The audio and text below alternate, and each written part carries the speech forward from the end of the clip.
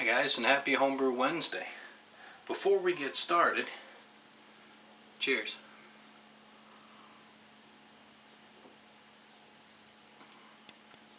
Ooh.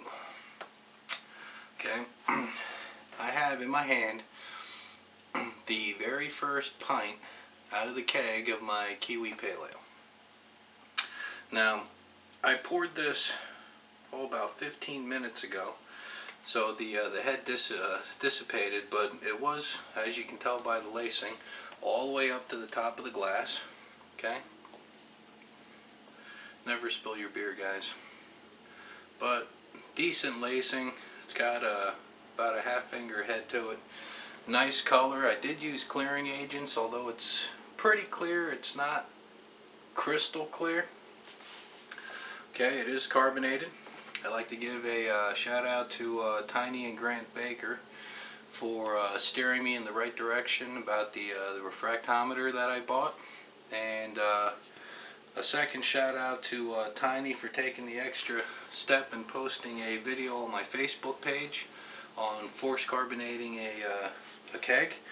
Now, when I first started kegging, guys, I did force carbonate. Then somebody told me just to set it at serving pressure and leave it alone.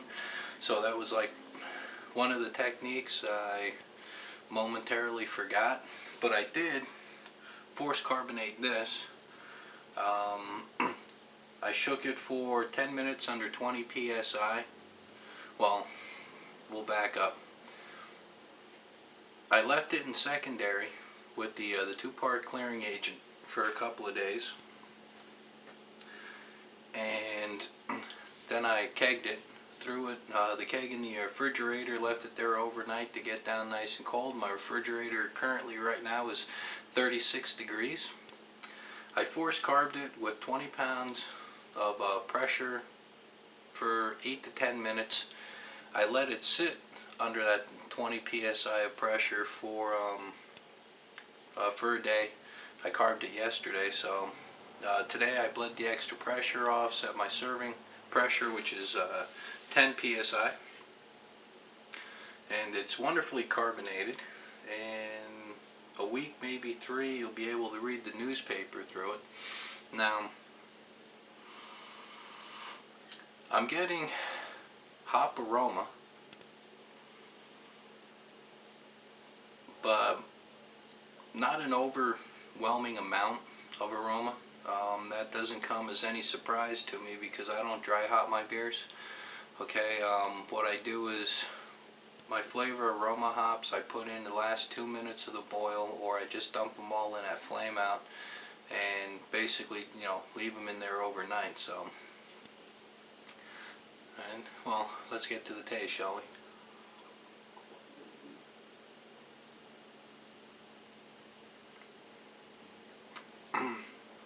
It's got a kind of a slightly thicker mouthfeel than a standard pale ale, and that's because I've got an extra pound or pound and a half of base malts in it than say a standard pale ale recipe. The only hops that I used in this were the Motueka hops that I got from Chubby and the Missus from Shadow Beast Brewing. Cheers, guys. This is the first time I've ever used those hops, and I mean, yeah, I think they're going to be like a new second favorite hop for the year. They're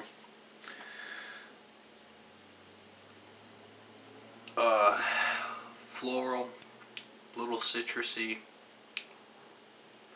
I taste a little grapefruit in there, but they're also kind of piney and spicy as well.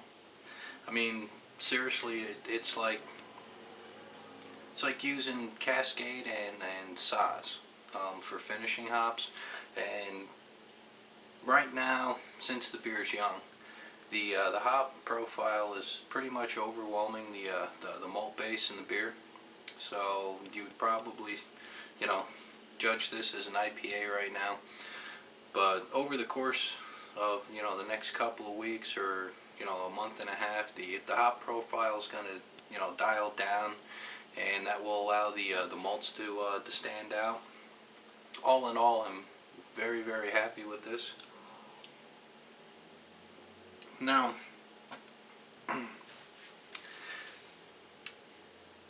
I did my SJ Pour Challenge brew this weekend. It was the first 10-gallon batch that I ever made, and I found out pretty much early on that if you're going to make a double batch, you're going to have to make pretty much double the preparations. Okay, for some reason, and it's probably due to the design of my manifold, I'm losing about 1.5 gallons of water out of the mash tun through, grain absorption, or the water is just not getting to the manifold. And I started off with 12 gallons, and I had to get another 2 gallons just to bring my pre-boil volumes up to the way that I wanted to. Okay, I also found out that 10 gallons or 12 gallons in a brew kettle is substantially heavier than 6 gallons, and I made the mistake of filling the kettle before I set it on top of my excuse me guys, before I set it on top of my propane burner.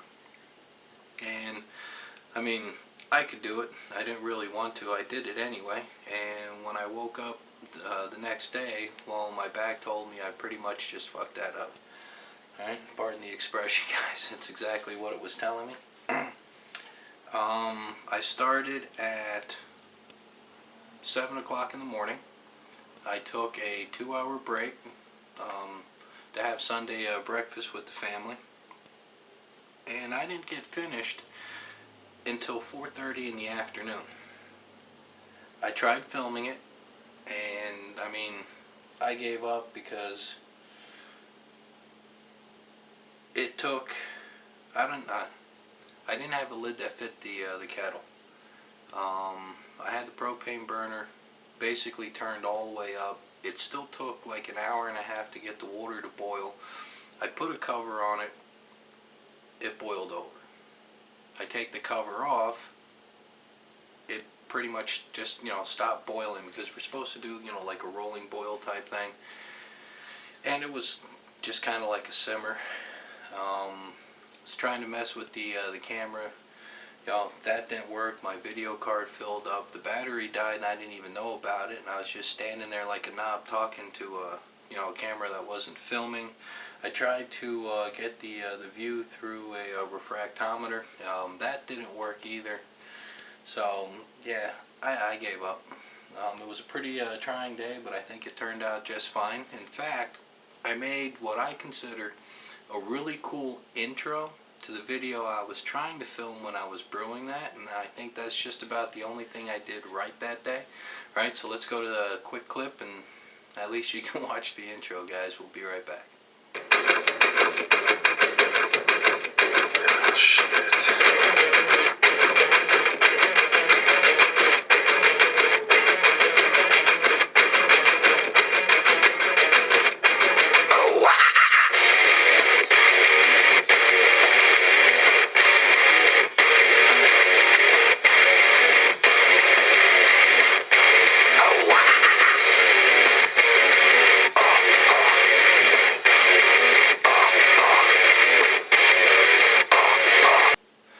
Guys, now the main topic of this video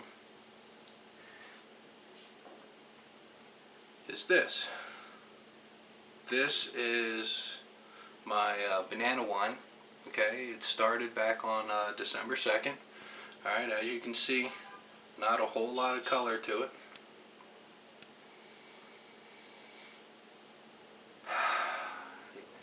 Yeah. I messed this up really bad. I mean, really, really bad. And I'm disappointed in myself, because I've been making wine for far longer than I've been making beer. I mean, guys that watch my winemaking videos, they They ask me questions about it. I answer them the best I can. You know, try to pass on my knowledge, and then I go and I do something like this. Alright? I've been trying to bottle this for about 2 weeks, and I just never had the time. And I finally found some time one Sunday morning, and I bottled it up, and I didn't degas it. I mean, seriously, that's like winemaking 101, guys. How do you forget to degas your wine? That's not the biggest problem. Okay, the wine's, it's a little fizzy, and I'm assuming over time, you know, the carbonation will leave it naturally. But when I made the wine, I didn't leave the banana peels on the bananas, which is why the color is lacking. I back sweetened it to a gravity of 1010. Okay, so it's not sour or bitter, but this was my one big mistake.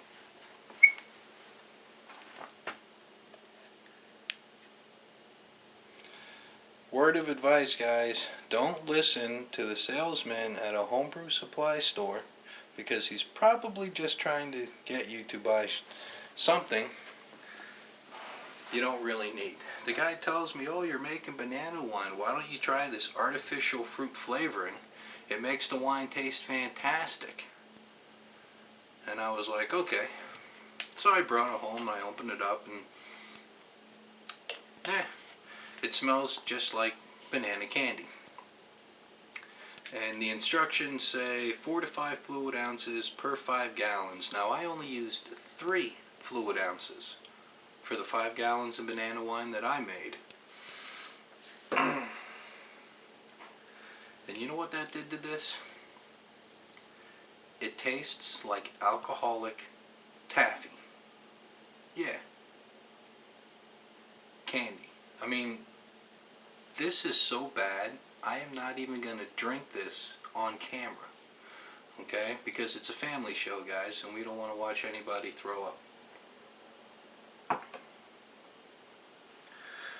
Oh, okay, so I've got 27 bottles of wine. I've wasted 27 corks, 27 bottles to bottle this abomination. And, I mean, I'm just going to open all the bottles and dump it down the drain. Okay, I mean, this stuff is so bad, I won't even put it in the garden. I'm afraid it's going to kill my tomato plants. Yeah. Really disappointed in myself, but I do have other wines in the basement, and I will make sure that I degas them and follow the proper procedures, and hopefully those turn out a whole lot better. But anyway, yeah, this is good. That's not. It's not good at all. And Chubby, if you're watching, I will look into the shipping rate to get 2 bottles of this over to you. Okay, my way of thanking you for sending me those the Motueka hops, because honestly, if you hadn't have done it, I wouldn't have used them.